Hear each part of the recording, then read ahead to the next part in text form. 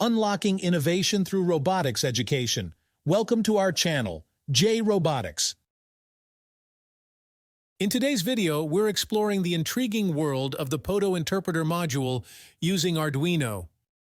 For our Photointerpreter Module project, you'll need just a few components: an Arduino board, a Photointerpreter Module, and an LED.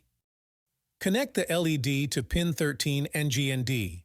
For the sensor, link VCC to 5V, GND to GND, and the signal pin to a digital pin 8.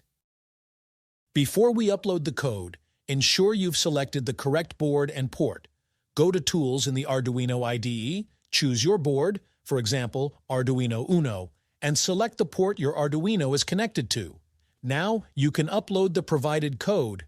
Incorporating a scale as an input, the sensor triggers the LED to glow. If you found this video helpful, don't forget to hit the like button, share it with your friends, and subscribe for more exciting projects. Thank you for watching, and I'll catch you in the next video. Happy tinkering!